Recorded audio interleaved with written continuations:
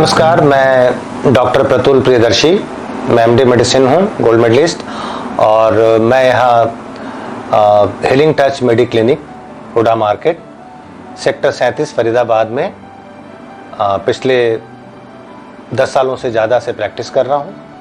मेरी expertise diabetes में है और मैं फिजिशियन हूँ। आप सबों को मेरा नमस्कार। साहब, हमें डायबिटीज़ के बारे में कुछ बताएं और डायबिटीज़ पेशेंट के लिए कोई सुझाव है तो हमें दें। डायबिटीज़ के बारे में अगर कुछ बताने की बात है तो सबसे पहले जो मैं बोलना चाहूँगा कि diabetes is a silent killer, तो इसको इग्नोर नहीं करना है। Diabetes is a very bad disease अगर आप इसको इग्नोर करते हैं तो, और अगर आप इसका ध्यान रखते हैं, अगर आप अपने शुगर को कंट्रोल करते हैं तो इट्स ए नॉर्मल डिजीज़। इसको लेकर आपको फिर कोई भी अनड्यू एंग्जाइटी या स्ट्रेस लेने की ज़रूरत नहीं है, बिकॉज अगर आप अपने डायबिटीज़ को ठीक से मैनेज करते हैं तो कोई टेंशन की बात नहीं है। मरीजों के लिए सुझाव देने वाली जहाँ तक बात है तो मैं ये बोलूँगा कि डायबिटीज़ मैंने बता दिया साइलेंट किलर है, और ये उन लोगों के लिए बहुत ख़राब है जो इसका ध्यान नहीं रखते।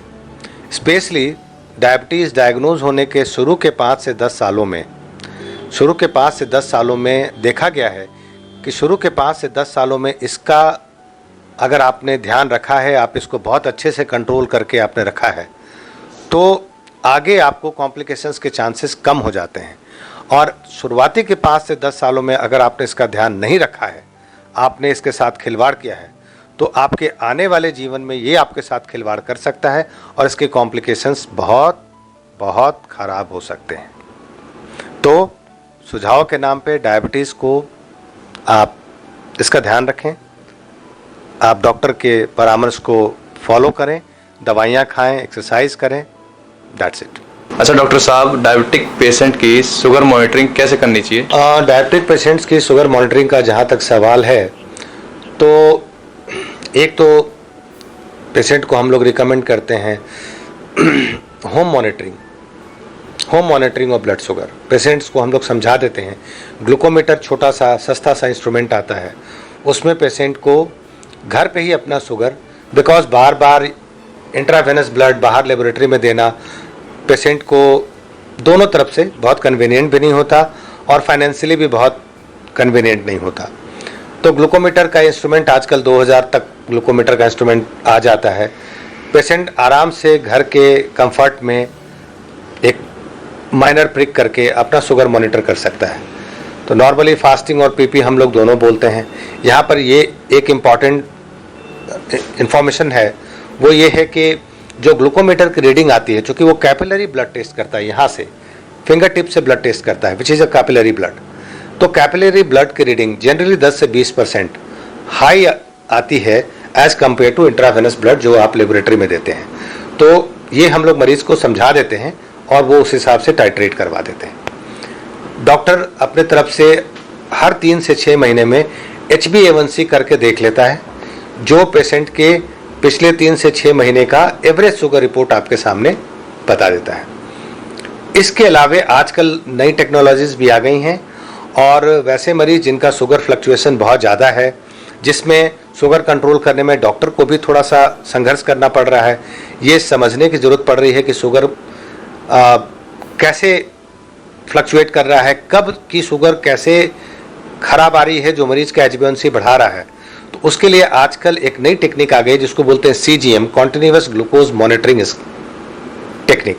तो कॉन्टिन्यूअस ग्लूकोज मॉनिटरिंग टेक्निक के नाम पे एक वो पैच लगा दिया जाता है मरीज को आर्म पे, जो हर 15 मिनट पर पेशेंट की शुगर रिकॉर्ड करता रहता है, और ये 2 हफ्ते तक के लिए हम लोग देते हैं। 2 हफ्ते के बाद वो स्कैन करके वो 2 हफ्ते का शुगर रिपोर्ट हम लोगों के पास अवेलेबल हो जाता है, जो डॉक्टर को अंदाज़ा लगाने में आसान हो जाता है by seeing that sugar continuous sugar monitoring charts कि पेशेंट का शुगर कब कब परेशान कर रहा है। उसके हिसाब से डॉक्टर को इस तरह के केसेस में जिसमें एक्चुअली शुगर कंट्रोल डिफिकल्ट हो रहा है, डॉक्टर उस चार्ट को देखकर, उस 14 दिनों के शुगर ग्राफ को देखकर डॉक्टर के लिए आसान हो जाता है दवा को टाइट्रेट करना।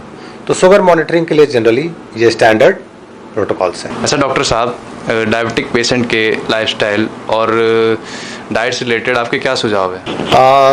लाइफस्टाइल के बारे में जो सबसे इम्पॉर्टेंट है वो ये है कि diabetic patients should lead an active lifestyle. उसको हम लोग रिकमेंड करते हैं कि 150 मिनट्स अ वीक, कम से कम हफ्ते में 150 मिनट का एक्सरसाइज उसके लिए कंपलसरी है।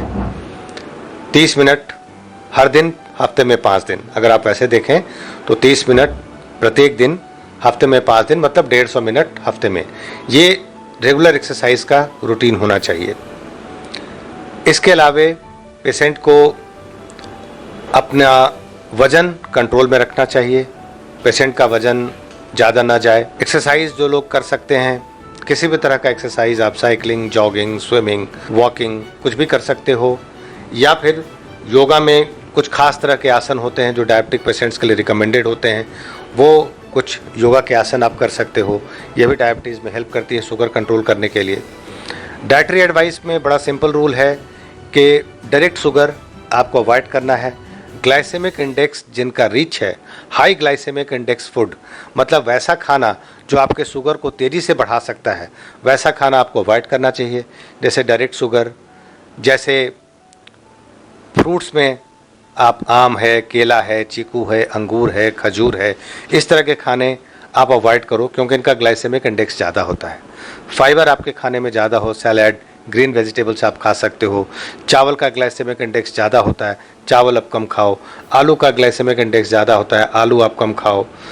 फ्रूट जूसेस, मैंने देखा कई बार क्या होता है, लोग डायबिटिक पेशेंट्स ये सोच करके कि वो कमज़ोर हो रहे हैं, वो ये नहीं समझते कि वो कमज़ोर इसलिए हो रहे हैं चूँकि उनके शरीर में शुगर की मात्रा ज़्यादा है और उसकी वजह से उनका वज़न कम हो रहा है। वो सोचते हैं कि डायबिटीज़ है, वो कमज़ोर हो रहे हैं और वो फ्रूट जूसेस लेना शुरू कर देते हैं। Fruit juices are a strict no. बहुत सारे लोगों को ये गलतफहमी होती है कि फ्रूट जूस पीने से ताकत आती है। ऑन कंट्रारी, डायबिटिक पेशेंट्स को फ्रूट जूसेस स्ट्रिक्टली हम लोग मना करते हैं, बिकॉज वो हाईली होता है, उसमें काफ़ी शुगर होता है। तो आप फाइबर ले लो, आपको खाना है, आप सेब थोड़ा खा सकते हो, आप जामुन खा लो, अमरूद खा लो, नाशपाती खा लो, लेकिन फ्रूट जूसेस आपको अवॉइड करने हैं। तो active lifestyle plus diabetic diet, मतलब जो आपको मीठे का परहेज है। That's it.